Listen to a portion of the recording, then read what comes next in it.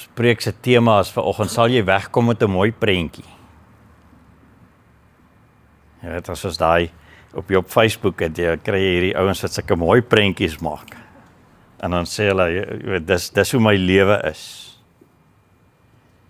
En die vraag is vanoggend, gaan jy wegkom met so 'n mooi prentjie? Romeine 2 vers 1 tot 11. Onthou waar Paulus begin in Romeine, hy het vir ons 'n definisie van die evangelie gegee, wat sê in hoofstuk 1 vers 16 en 17, die evangelie is God se krag tot verlossing, omdat sy geregtigheid vir jou op geloof alleen berus. En is so 'n belangrike beginsel. Dis die evangelie. Dit berus op Christus.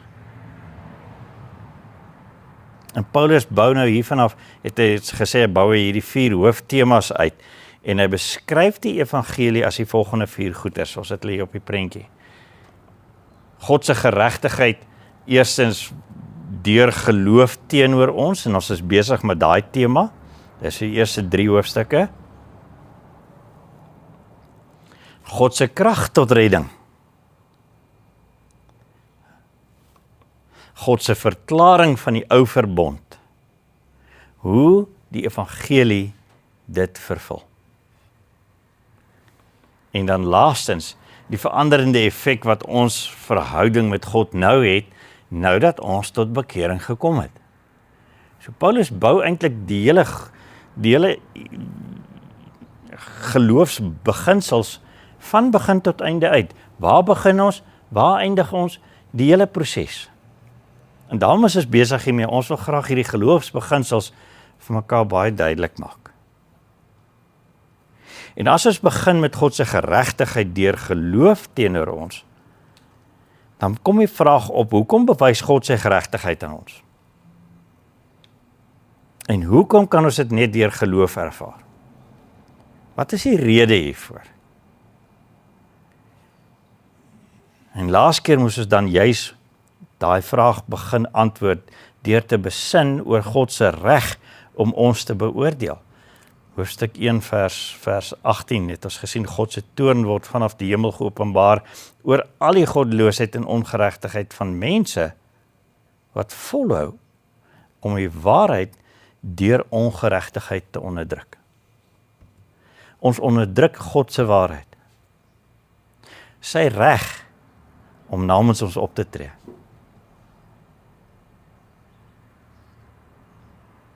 En ons verwerp God se goeie, liefdevolle reg oor ons, en ons vervreem van hom, maar God bly steeds genadig en bly uitreik na die mens. Dit was ons antwoord laas week gewees. En dis die eerste beginsel, wat ons moet vashou aan. Ons vervreem van God, ons onderdruk sy waarheid, maar God bly genadig. En hy bly uitreik na ons. Dit is pynlik om so daaraan te dink. Want ons wil nie so wees nie. Ons wil nie erken dat ons eintlik maar so is nie. Hoe is dit moontlik dat ek so is? Ek is tog 'n mooi ou. Ek vermy God se goedheid teenoor my. Ek bid dan soveel keer vir sy goedheid.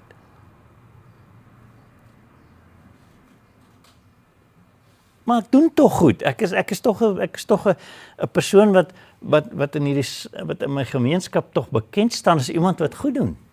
Ek is tog nie 'n boelie of 'n skelm of 'n een van daai goeters nie. Ek glo in sy wet. Ek glo in sy morele waardes en ek is tog voorbeeldig daarin. Ek kom dit tog na. My lewe lyk mooi. Maar eintlik staan ek so knie diep in die stinkmodder.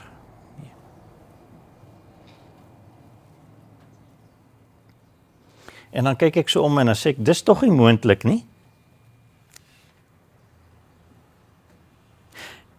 Miskien iemand anderster, ja. Ek kan aan 'n paar ander ouens dink wat so is.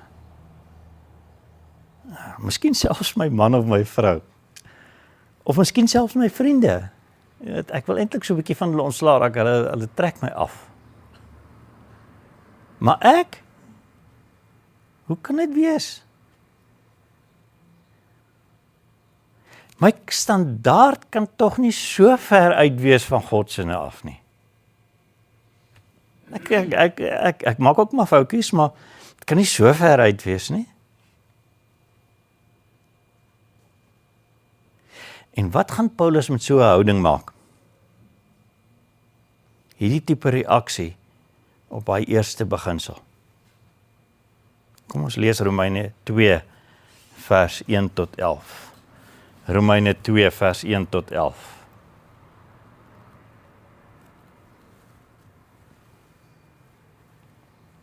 Romeine 2 vers 1. Daarom is daar vir jou, o mens wat oordeel, wie ook al is, geen verontskuldiging nie. Met die oordeel wat jy oor 'n ander persoon uitspreek, veroordeel jy immers jouself, omdat jy wat oordeel dieselfde doen. Ons weet dat God se oordeel na waarheid oor mense kom, wat sulke dinge doen. Dink jy, o mens, wat ander veroordeel, wat sulke dinge doen, terwyl jy dieselfde doen, dat jy God se oordeel gaan vryspring? Of verag jy die rykdom van sy goedheid, verdraagsaamheid en geduld, en besef jy nie, dat God se goedheid jou tot bekering wil bring nie? Deur jou hardkoppigheid en onbekeerlike hart is jy besig om toorn teen jouself op te stapel op die dag van toorn, wanneer die regverdige oordeel van God geopenbaar sal word. Hy sal elkeen beloon volgens sy dade. Die ewige lewe aan diegene wat deur volgehoue goeie werke streef na heerlikheid, eer en onsterflikheid, maar toorn en gramskap aan diegene wat uit eie sinnigheid ongehoorsaam is aan die waarheid en gehoorsaam aan die ongeregtigheid. Verdrukking en benoudheid wag vir elke mens wat aanhou kwaad doen, eerstens vir die Jood, maar ook vir die Griek. Maar heerlikheid, eer en vrede wag vir elkeen wat die goeie doen, eerstens vir die Jood, maar ook vir die Griek. Want God beoordeel niemand volgens sy uiterlike nie.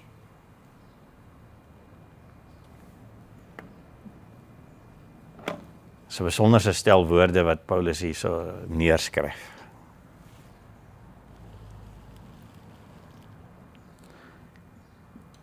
In reaksie op ons reaksie. Want Paulus verwag dat ons gedink het soos wat ons gedink het. Dit is mos nie ons nie. Kom ons formuleer ons reaksie op ons toestand. Omdat ons nie skuld wil erken vir ons vervalle toestand nie, ons wil nie erken dat ons so is nie, probeer ons regverdiging soek om die skuld te verplaas na iemand anders toe. Ek is tog beter as daai persoon.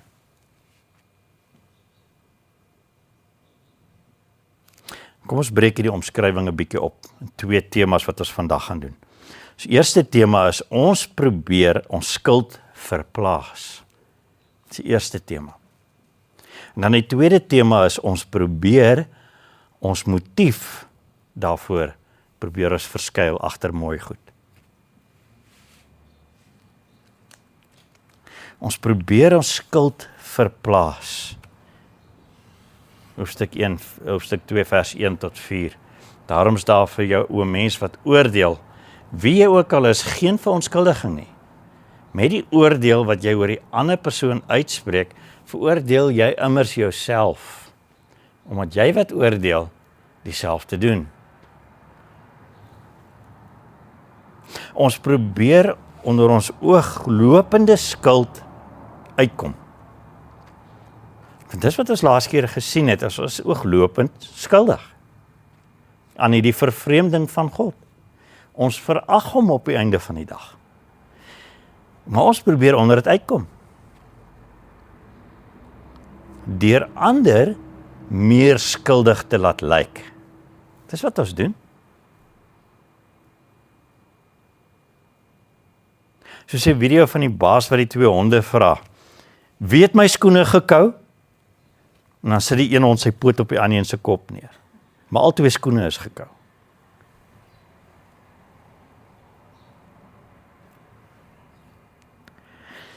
Hoe maak ek dit? Hoe doen ek dit? Hoe gebeur dit dat ek dit doen? Wat is my tegniek? Ek vel 'n oordeel oor die ander persoon vanuit my eie standaarde waarmee ek skuld meet. Ek wil sê, ek het 'n stel standaarde wat ek voel is lofwaardig en ek meet elke ander persoon rondom my aan daai standaard en as hulle dit nie handhaaf nie, dan is hulle skuldig. Dan kan ek sê, met die poot. Of, ek vel 'n oordeel oor die ander persoon, deur my standaard te gebruik, om myself as onskuldig te beskou. Ek doen tog reg.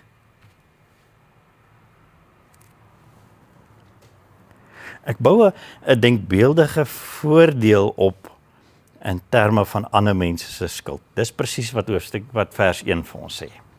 Ek bou 'n denkbeeldige voordeel op in terme van ander mense se skuld. Al doen ek self die goeders, maar ek is daarom beter want ek bou daarom 'n voordeel vir myself op. Ek probeer daarom.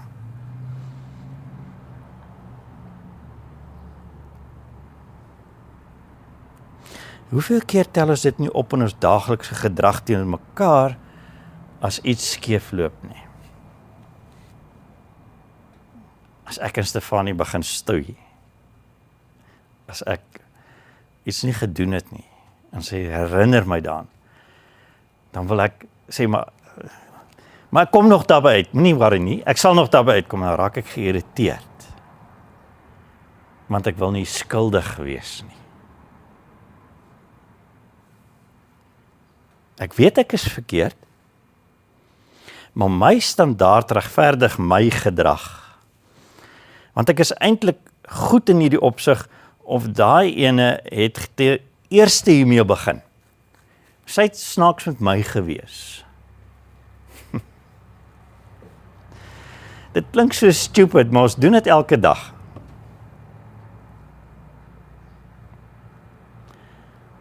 En nou sny Paulus ons regverdiging onder die knieë af met 'n moedelose o mens. Luister na vers 3. Dink jy, o mens, wat ander veroordeel, wat sulke dinge doen, terwyl jy dieselfde dinge doen, dat jy God se oordeel gaan vryspring? Gaan jou prentjie jou help?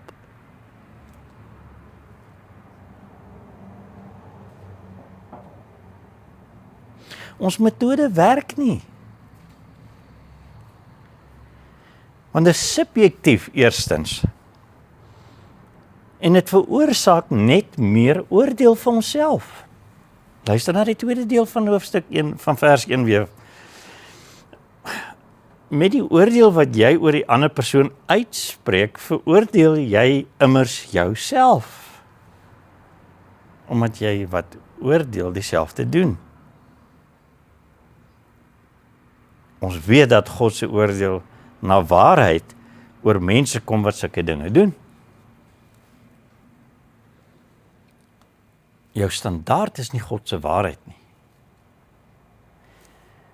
God se waarheid behoort aan homself. Dis sy reg om namens jou op te tree. Dis sy waarheid. Jy moet daarna kyk. So ons hou 'n vals universele standaard voor om my eie onreg te verbloem. Kom ek noem 'n voorbeeld. Julle ken almal hierdie AMG Mercedes-Benz's wat so vir die nuwe Land Cruisers, né? So amper 2 miljoen rand kos, wat so in 'n dorp rondry. Ja, en daar's baie van hulle. Ek meen, jy moet mos korrup wees om een van hulle te ry. As hy so verby my kom, dan dink ek, ek wonder wat het jy weer gedoen. Ek is eerlik, ek dink ek self so.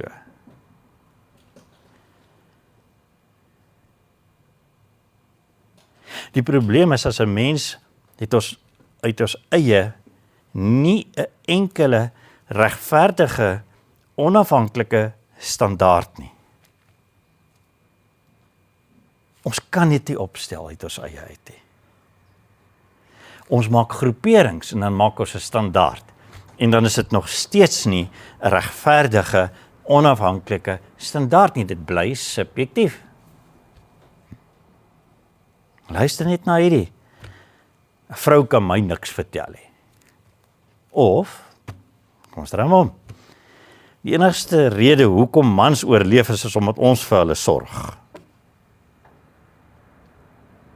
Het ons al daai woorde gehoor?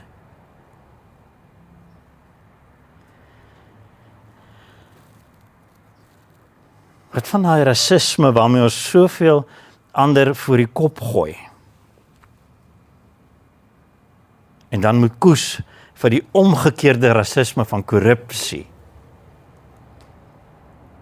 Julle is rassisties, julle is 'n klomp korrupte spul. Standaarde wat vals is.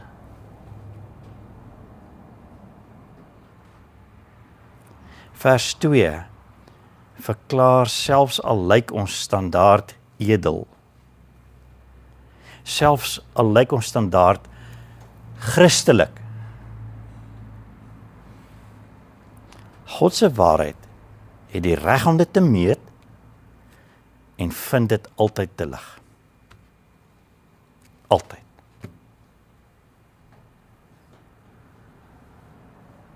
Die rede hoekom dit altyd te lig gevind sal word, is omdat ons standaard op ons motiewe staat maak. Selfs al het ons dit so Christen sugarcoating gegee. Dit bly jou en my motief. Paulus sê nie verniet o mens nie, want ons trap net dieper in die modder in en ons maak verskoning daarvoor.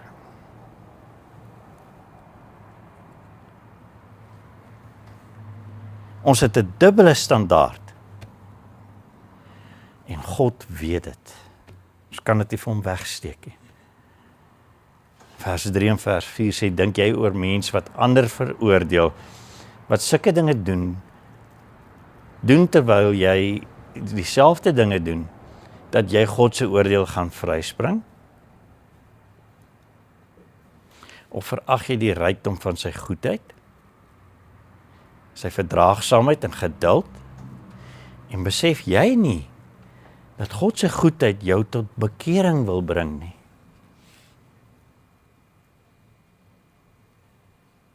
Dis God se doel, is om jou tot bekering te bring. Selfs as 'n Christen, het jy areas in jou lewe, waarin jy tot bekering moet kom.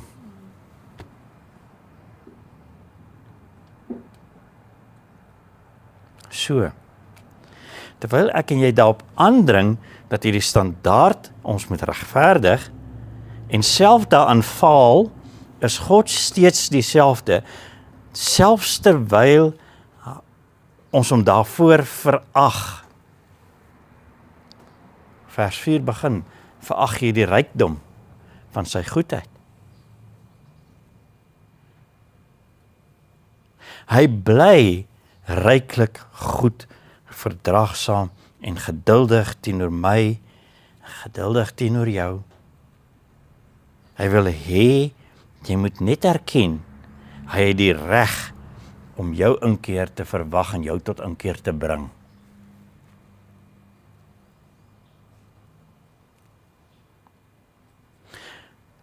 sy motief is altyd om jou tot inkeer na sy goeie wil te bring. Jy is veronderstel om dit te weet, maar jy vermy dit daagliks deur 'n valse beeld voor te hou. 'n Vals standaard.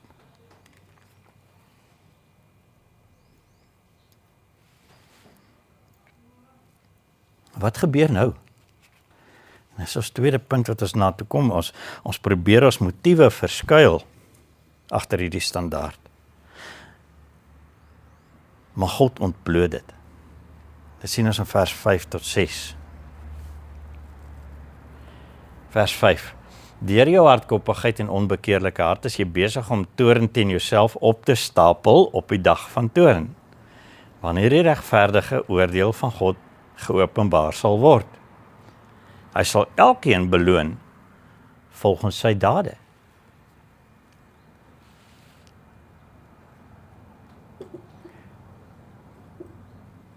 Jou hart is die simbool vir jou motief. En die is altyd hardkoppig en sonder inkeer teenoor God. Paulus noem dit jou hardkoppigheid en jou onbekeerlike hart.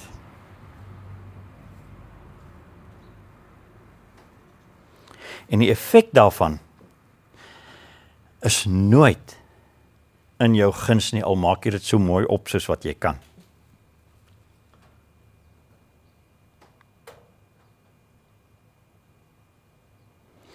En die rede is, dit stapel verdere oordeel op terwyl jy onder God se genade staan in hierdie tyd wat hy vir jou gee om tot 'n inkeer te kom.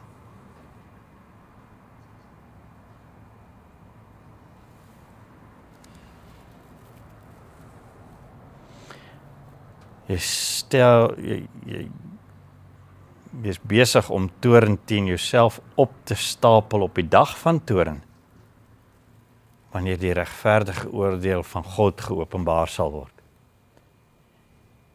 God is genadig. Hy wil hê dat jy moet tot 'n inkeer kom. Maar as jy aanhou, stapel jy bloot net nog meer toorn op. Regverdige oordeel, want dis wat toorn beteken, is regverdige oordeel. Tot die dag wanneer sy regverdige oordeel geopenbaar word. Daar kom 'n oomblik wanneer God se genade vervul is, volledig is, en dis tyd vir oordeel.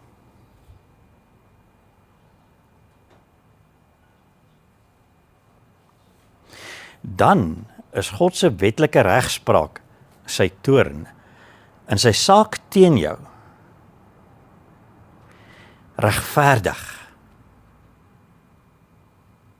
Jy gaan nie onskuldig wees nie.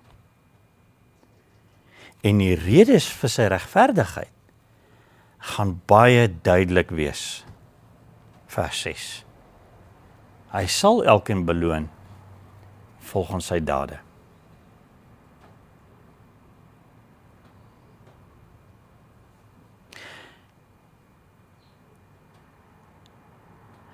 Elkeen sal regverdig geoordeel word volgens God se waarheid.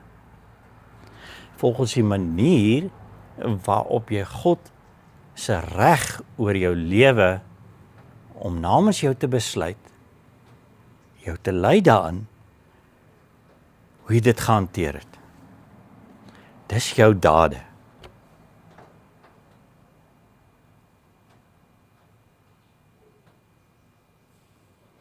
Die basis van sy waarheid is sy reg om namens jou op te tree, en dit het jy verag of jy daartoe ingekeer. Dis wat vers 6 sê. Daar is jou dade. Jy pleeg een van hierdie twee tipes dade. Jy verag sy reg, of jy gaan staan onder dit met eerbied en liefde.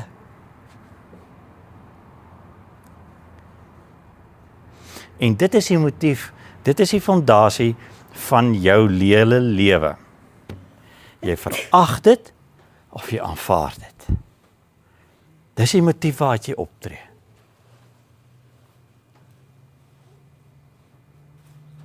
Om vir God of teen God se goeie reg om namens jou op te tree, om daarop te reageer, gaan altyd gebeur. Een van twee maniere.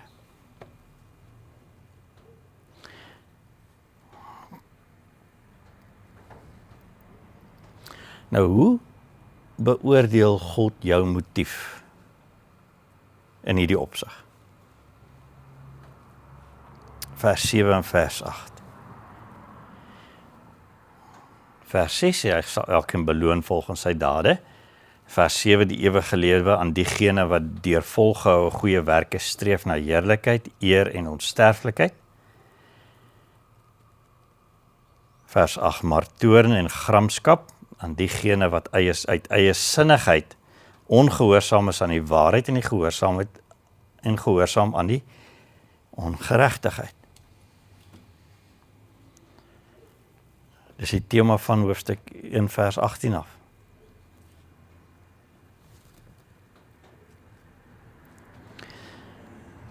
Teenoor die wat daartoe toegee, tree God op met die voorreg, gun hy die voorreg om sy ewige lewe te ervaar. Jy is herstel.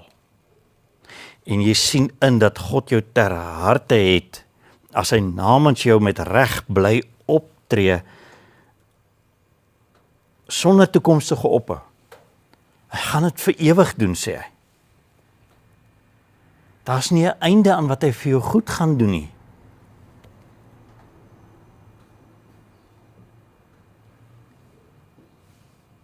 As jy net jou vervreemding teenoor God en jou veragting, jou rebellie erken en toenadering tot hom soek. Let op dat Paulus nie hier 'n gebedjie voorstel nie, maar 'n strewe, 'n begeerte om God se reg te ken en te beleef. Jy leef daarvoor om verander te word na sy beeld, na sy reg. Is dit 'n makliker lewe? Nee. Maar dis 'n veranderende en 'n vervullende lewe in vrede met God en onder die liefdevolle en genadevolle hand van jou Skepper. Vers 11, vers 10. Die heerlikheid en die eer en die vrede wag vir elkeen wat die goeie doen. En is vir almal wat aan hom glo.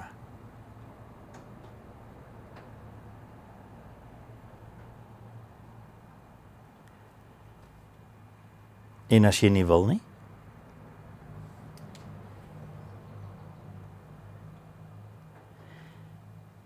Watter keuse laat jy dan vir God? Vers 8 tot 9. Maar toorn en gramskap aan diegene wat uit eie sinnigheid ongehoorsaam is aan die waarheid en gehoorsaam aan die ongeregtigheid. Verdrukking en benoudheid wag vir elke mens wat aanhou kwaad doen, eerstens vir die Jood, maar ook vir die Griek, vir almal. Was geen voordele nie.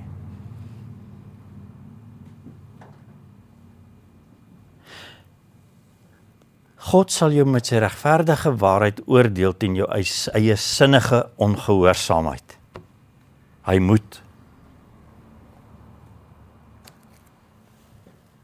Jy het sy reg om namens jou op te tree verwerp.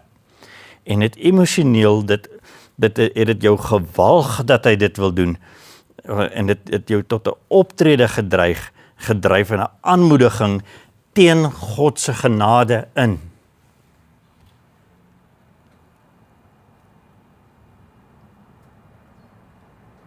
Dis hoe jy opgetree het.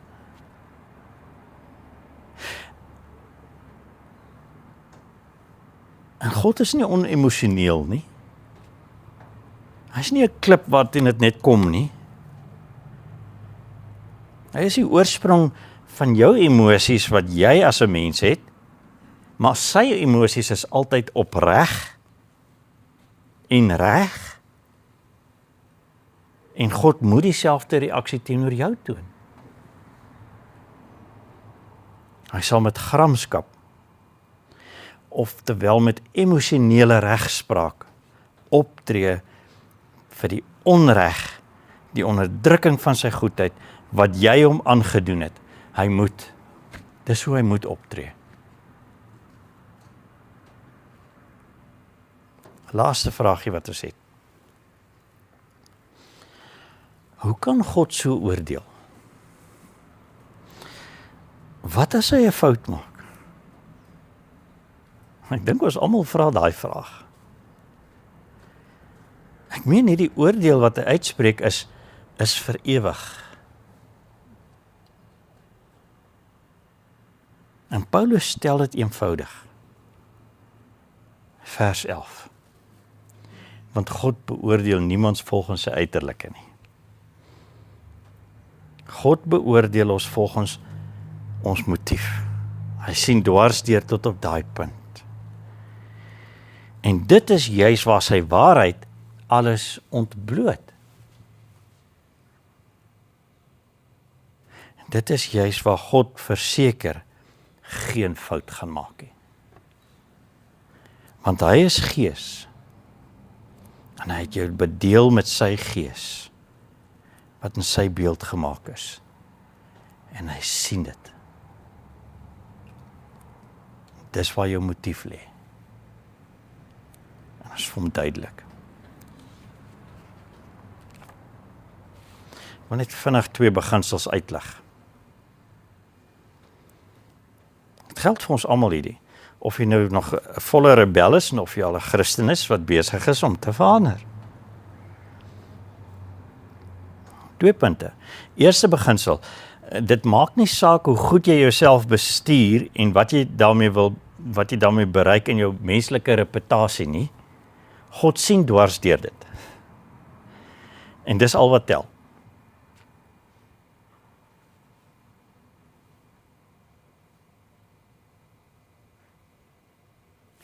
Wat is die verwantskap daarvan met God se waarheid? Jy het God se waarheid onderdruk. Jy onderdruk dit nog steeds met 'n valse reputasie. Ons doen dit almal. En as jy jouself wil laat geld, gaan dit teen jou tel. Want jy vervang God se reg om vir jou op te tree. En ons doen dit daagliks. Ons het voorbeelde gebruik. God tree daar teenoor op, nie omdat hy kleinlik is nie, maar omdat hy weet jou motief gaan nie verander nie, tensy jy in die diepste van jou wese verander word, tot bekering kom. En dis waartoe hy roep. Hy het genade daarvoor. Dis die tweede punt dan. God is nie onseker of onkundig oor wat jy nodig het nie. Hy weet presies wat het jy nodig. In hierdie lewe ervaar jy sy volle goedheid. Hy bly verdraagsaam, hy bly geduldig en hy betree jou lewe elke dag met daardie geduld, daardie verdraagsaamheid, daardie genade. Of jy nou 'n Christen is of nie, hy doen dit. Hy weet jy het redding nodig, anders is jou verlorendheid finaal. En hy gee jou deurlopend genade deur jou hele leeftyd, net sodat jy tot die besef kan kom, jy het sy redding nodig. Hy gee jou elke dag as genade daarvoor.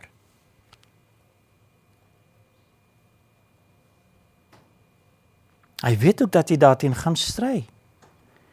En die risiko loop om nooit te draai nie. En daarom waarsku hy jou, oop en bloot, Hy onderskei alles in jou lewe en hy waarsku jou. Sy waarskuwing is genade.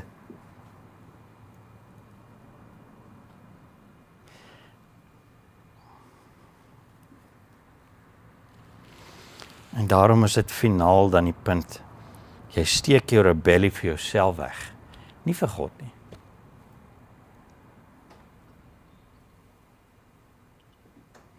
Jy is dodelik sielssiek. Gaan ondersoek jou hart. Moenie vir jouself jok nie. Bely jy het daagliks Jesus se krag van verlossing nodig. En vertrou hom om reg namens jou op te tree. Gun hom sy reg. Vertrou hom daarvoor. Plaas jouself onvoorwaardelik in sy sorg. Kom ons bid saam.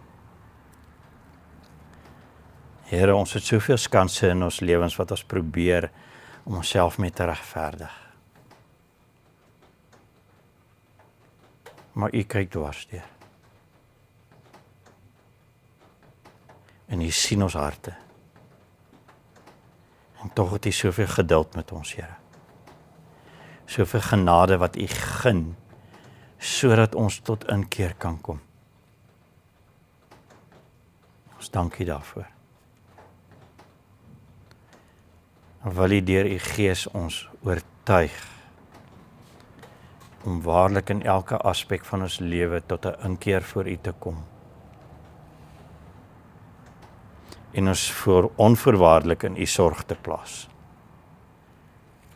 Want U is so liefdevol teenoor ons. Ons vra dit in Christus se naam alleen. Ons Verlosser. Amen.